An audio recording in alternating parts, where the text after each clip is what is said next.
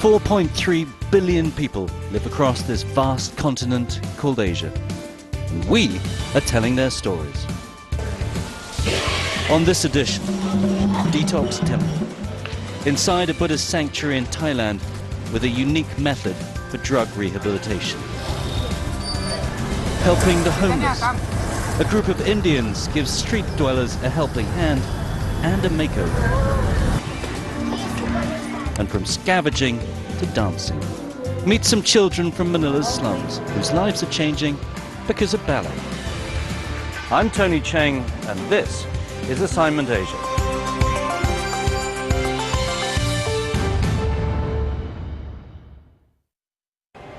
Welcome to the show. On this episode we'll be telling you stories of hope and transformation. We begin in Thailand, where people addicted to drugs, drink and other vices are undergoing transformation in a Buddhist temple.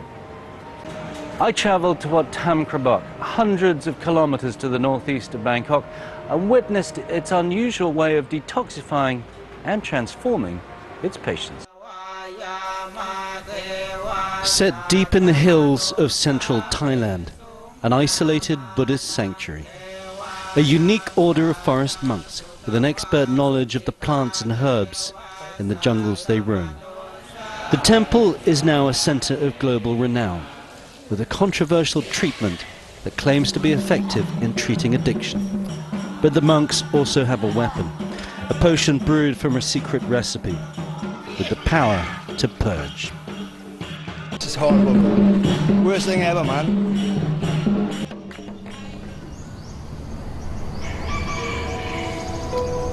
Wat Tam Krabok is a rather unconventional Buddhist temple, founded in the late 50s by a woman disguised as a monk. The Thai government had just banned opium dens at the time. Thousands of addicts were left suffering from withdrawal. The abbot, known as Luang Por, devised a treatment using herbal remedies, rehabilitating the patient's minds as well as bodies. หลวงพ่อท่านก็เลยทำสูตรยาขึ้นมาเพื่อที่จะรักษาเขาซึ่งจริงๆแล้วพื้นเพทางครอบครัวหลวงพ่อเนี่ยก็จะมีสืบทอดกันมาทางด้านสมุนไพรอยู่แล้วนะใช่ไหมพอมาเริ่มทำการรักษาขึ้นมาก็โดยจริงๆแล้วใช้ยาเนี่ยแค่ 20% เท่านั้นเองนะส่วน 80% เนี่ยหลวงพ่อจะเน้นเรื่องของใจคือให้ถือสัจจะเลิกให้ได้ Since then, more than 100,000 addicts have taken that holy vow, with what the monastery claims are astonishing success rates. แล้วก็ตอนนี้มีมหาวิทยาลัย2 แห่งก็ทำการวิจัยแล้วก็ออกผลมาแล้วว่า 90% ใน1 ปีเนี่ยผู้ป่วยไม่กลับไปติดอีกนะ Those figures are hard to confirm, but the monastery has gained popularity because of a string of celebrity patients at home and increasingly from abroad. The rehab program is open to all, Thais and foreigners alike, although patients have to meet the basic costs of food and lodging free. 2 of the overseas patients are Lucas from Germany and Ricky from the UK. They're halfway through their treatment for drug addiction and are now well practiced in the temple's daily routine. They're on a work detail, painting Buddha statues that the temple sells to generate revenue. It may be a strange job for a couple of Europeans, but it gets them back to work. I think it's good that it's not so strict in here, and they don't say you have to believe in Buddha or you have to believe in that or that. Ricky has been using hard drugs since his early teens, mainly heroin. Now in his mid-20s, and after a prison term, the temple is his last chance to get clean. It's horrible, you know, but as bad as I knew it was, I needed the drugs, you know. So many times I went for help, back home 12 steps and stuff, but it's no good. After several weeks in the program, Ricky feels he's now turned the corner. The first couple of days people feel bad, you know, I felt bad, but yeah, it's really good, you know. I would recommend to anyone. Every day late in the afternoon, all the patients gather in one place. The veterans sit around the edge, chanting encouragement to the beat of a drum. Those who've been in the program less than 2 weeks line up along a drain that runs through the courtyard. By their side is a bucket of water and a cup. The monks work their way down the line. Each patient is given a shot glass of a thick, dark liquid, the secret detoxification potion. People say just hold your nose and drink it, but I don't know. I've been drinking it. It hasn't done me any harm. Sometimes it's strong, or it's not something anything like I drink back home, you know. It has an almost instantaneous effect.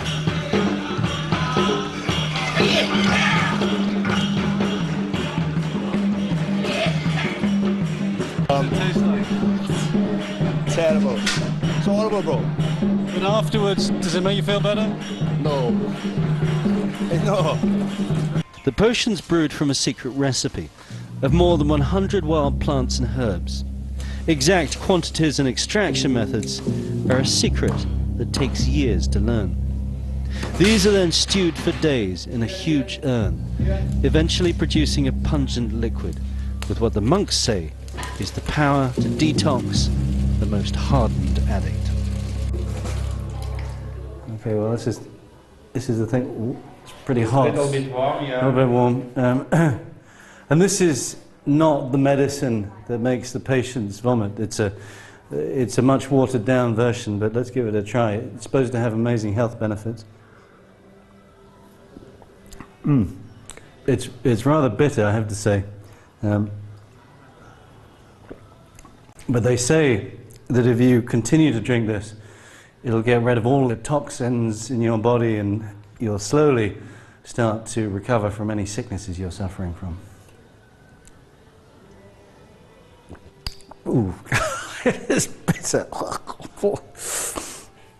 The same herbal remedy is used at the temple sauna, where patients are encouraged to sweat out the toxins they've ingested. But is there any science behind this treatment, and any way of proving its effectiveness?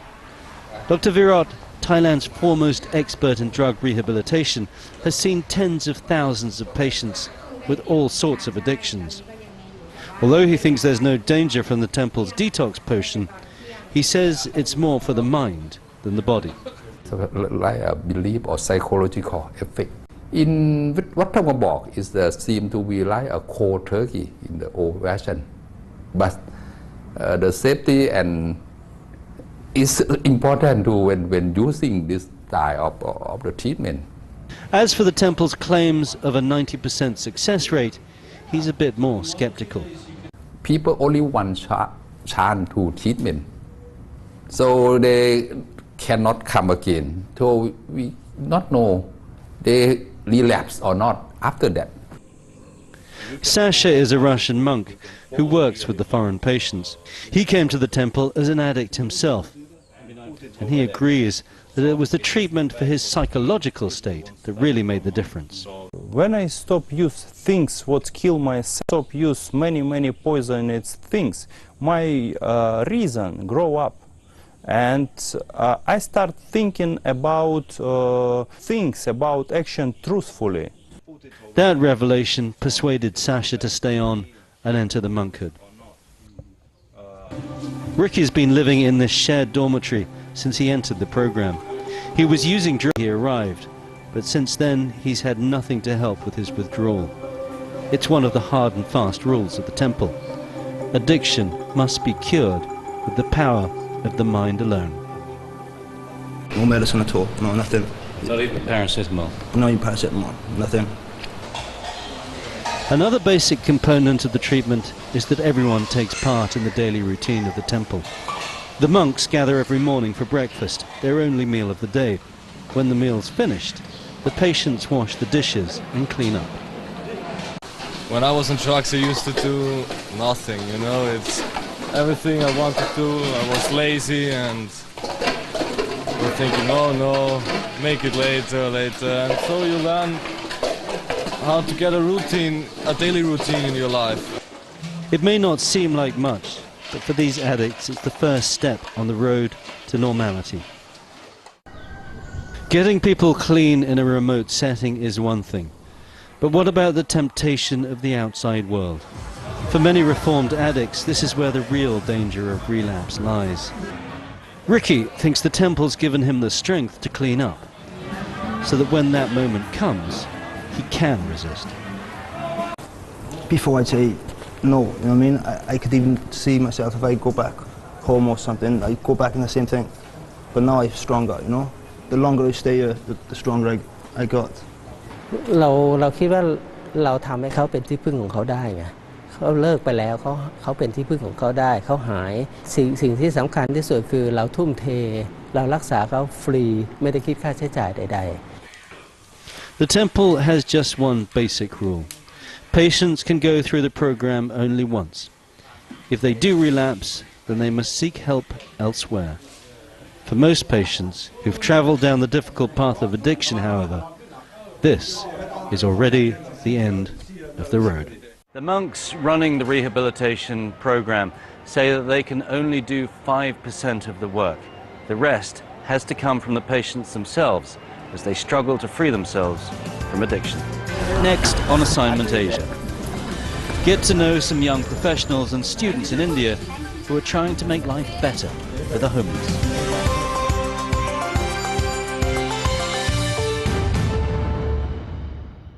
Homeless people are all over India's city of Hyderabad, a visible sign of poverty in the world's largest democracy.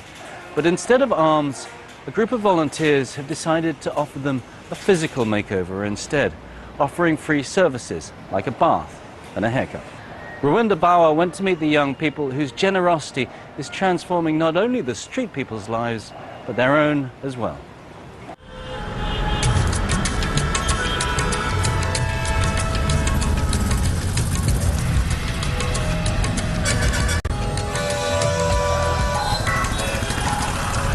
Every Sunday on the busy streets of Hyderabad, members of Youngistan India scout for their target. They call themselves the Transformers.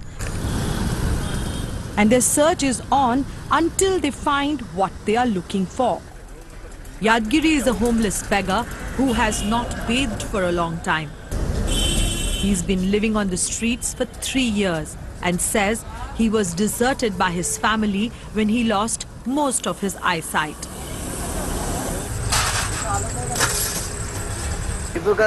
The two boys convince Yadgiri to go under their knife.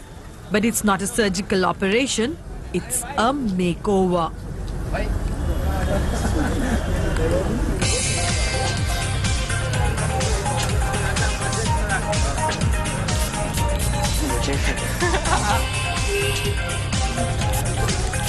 The tools are out and the stage is set. People stop to see what's going on. It's time for the transformation to begin.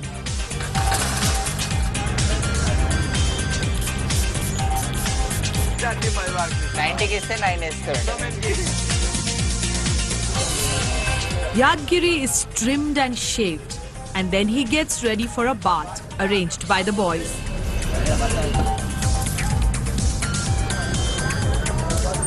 After about 45 minutes, Yadgiri emerges, clean and happy with his makeover. He's a new man.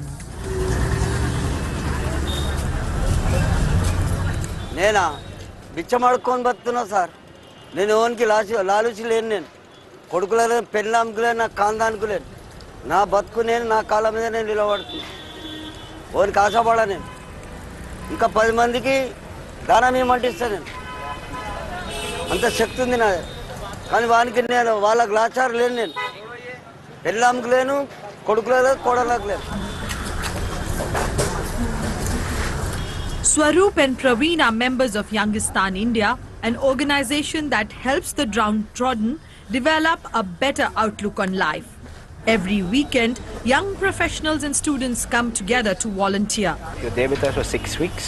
We get an ID card where we go and spend time with the homeless on the streets, giving them a haircut and... About 1,000 volunteers have registered so far, and the group is attracting more and more all the time.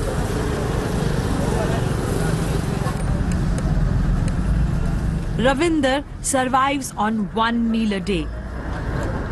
मेरी गर्मी का तो अभी खुजाना होता है, बाल बड़ा हो जाता है ना तो खुजाना होता है। अभी शेविंग कटाना चाहता हूँ, पैसा नहीं है तो क्या कटाएंगे। He rides for a train to Hyderabad every week to get a clean and free shave by the transformers.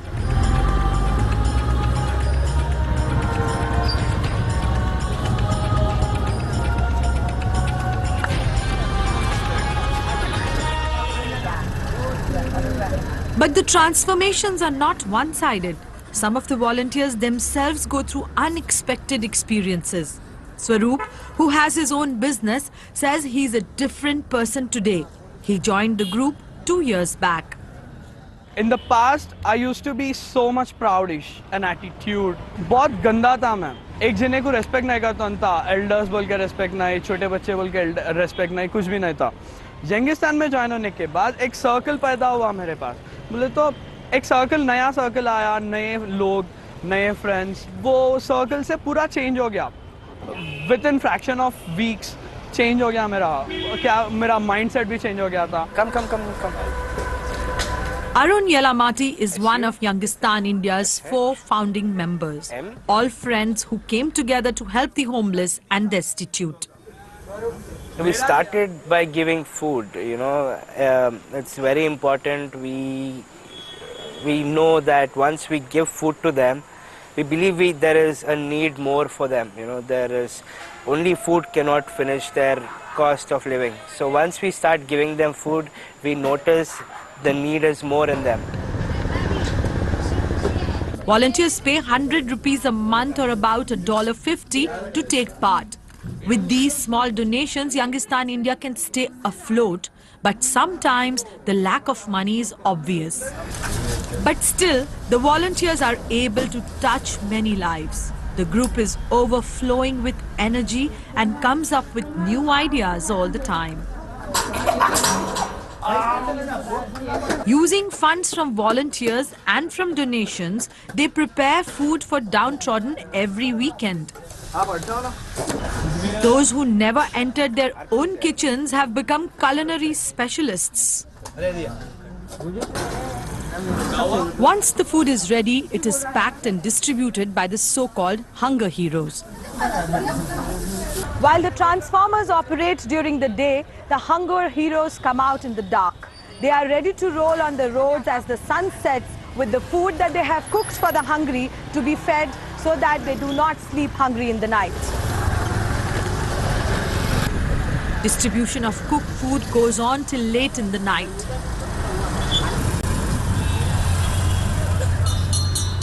Even though most volunteers have to go to their regular jobs the next day, they ensure that the poor get their share of food.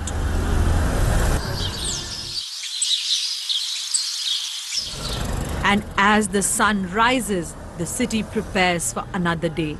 Every morning on the same street where Yadgiri lives, people just like him are hoping for something good to come along and change their lives. But then reality hits again, and they are still in the state of destitution. That's when the volunteers of Youngistan India step in to make a difference in their lives. For Assignment Asia, I am Ravinder Baba in Hyderabad, India. The volunteers hope to raise enough funds to expand their services in other cities in India and open a free skills training centre to homeless people. Coming up, how ballet became a ticket out of poverty for some children in the Philippines.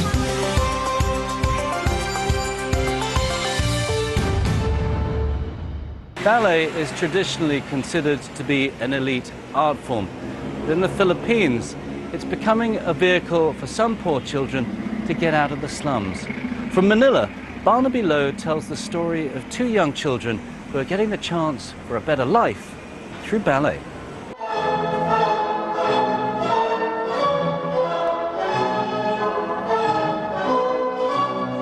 It's been 7 years since 17-year-old Jessa Balote first graced the stage. But she says sometimes it still feels like a dream.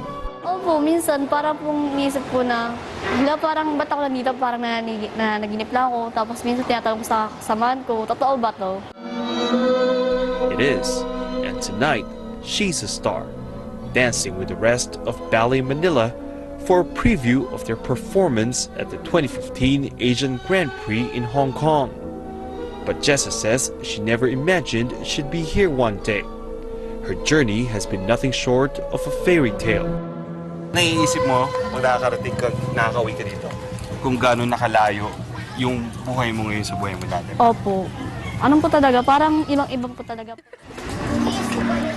These are the slums of Manila's Tondo district, one of the world's most densely populated communities. It's where Jessa grew up and where her family still lives. So, nakikita mo yung mga tao dito, pag umuwi ka, nakikita mo yung mga bata dito. Naisip mo yung buhay mo dati? Opo, para pong nakikita ko yung ako yung dati na kung ano po yung ginagawa po nila. Parang natutuwa ako, sabi ko, wow, parang dati lang ay yung ginagawa ko. Ano ba yung buhay mo dati? Pwede mo pakikwento sa amin. Nung bago ka nagsimula mag-ballet? Buhay ko po talaga po dati, yung magulang ko po nanguha po ng basura. So, ang ginagawa ko lang po, tumutulong po sa kanila, sakali man pong wala po ganong ginagawa po sa school, yung wala po ganong mga projects. Sumasama po sa kanila tuwing gabi po, nakikisama po, panguha po ng basura, pangumulot. Government housing dati, no? The few dollars they made each night, they had to scrimp to be able to feed their family of 8. Okay, ito ba nyo? Opo, dyan. Okay. Ask po. Thank you. Try po. Magandang hapon po. Ay, ninyo, ay, nako. Puro ano pala ni Jessa. Grabe. Jessa, lahat sa'yo. Tapos ito po yung medal ko sa gitna. Ha? Mga award. Ay, yung mga medal mo sa school. From a young age, Jessa seemed to know exactly what she needed to do to lift herself and her family out of poverty. She knew she needed to be educated, so she applied for a scholarship. When she got it, she knew she needed to study well. What she didn't know at the time was that fate had carved out a slightly different path for her. Mahilig ka talaga sa bayaw? Opo. Pero yung ballet? Hindi po.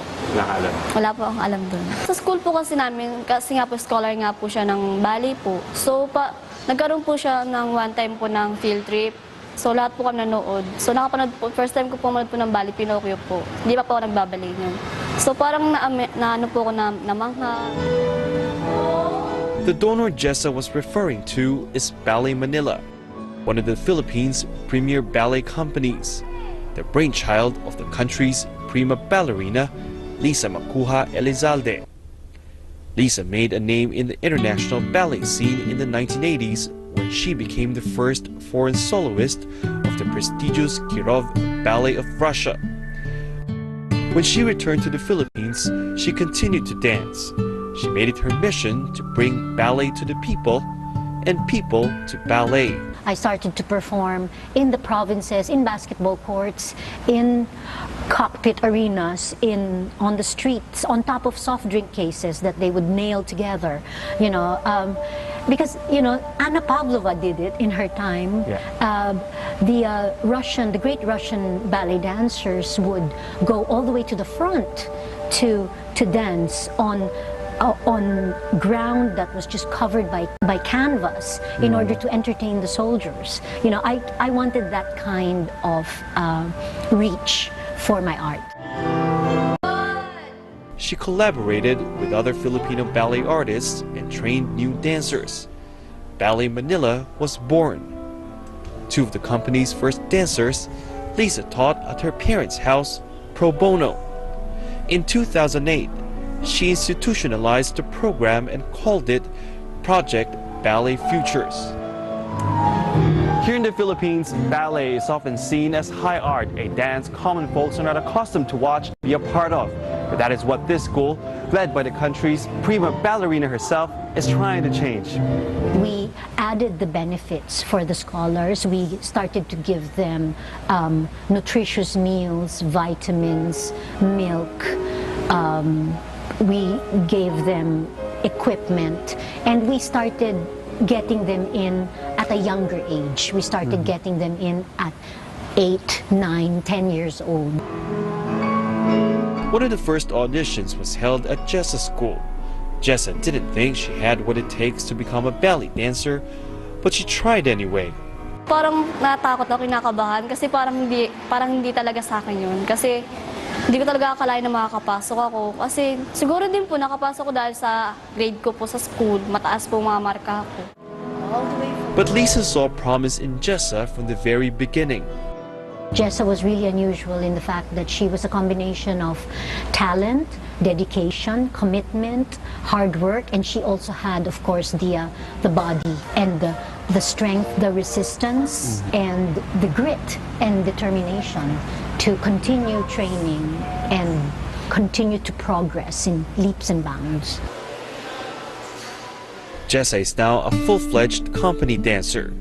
She gets paid performing in different cities around the world.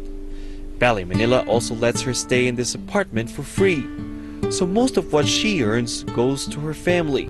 Hindi ko po akalain na yung opportunity ko po nabibigyan po ng sa pagsasayaw po, ayun po, nakakatulong po sa pamilya ko. Sa pang-araw-araw po na pagsasayaw ko po ng ballet, nabibigyan ko po sila ng tulong po kahit po paano. So hindi ko po akala sa edad ko po ngayon po na nakakatulong po sa pamilya ko. Parang masaya po lahat po na ibibigay ko po sa kanila.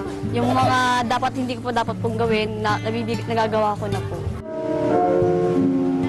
Many have since followed in Jessa's footsteps, including 13-year-old Brian Sevilla.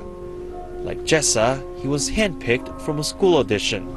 Hindi ko po alam na ballet po pala yung in-audition ko dati. Akala ko po sayaw-sayaw lang. Tapos nalaman ko po na ballet pala yung audition, kaya na-shock po ako kasi parang ang hirap po maging ballet. Pero tinuloy mo na rin? Opo. Bakit? Kasi dati po parang na-amaze po ako pag minakita pong mga ballet dancer kasi parang ang gagaling po ng mga ginagawa nilang tricks. Parang gusto ko rin po maranasan yun.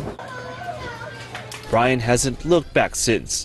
He juggles school and ballet rehearsals and occasionally gets to travel for competitions and shows. May time na may time na sumusuko ka ng mag-ballet? Opo. Bakit? Kasi po parang nahihirapan na po ako sa mga schedule ko, tapos yung mga ballet dance na ginagawa ko po. So parang minsan po nag-give up po ako. Pero parang ginugulo lang po ako ng mama ko para po hindi po ako umayaw sa ballet kasi isa rin po ito makakatulong para sa kinabukasan ko po. Lisa says talents like them give hope to the future of ballet in the Philippines. We are babies compared to, say, Russia, where the art is more than 300 years old. So, yeah, we have a lot of catching up to do, but I think we're already doing it one day at a time, one step at a time.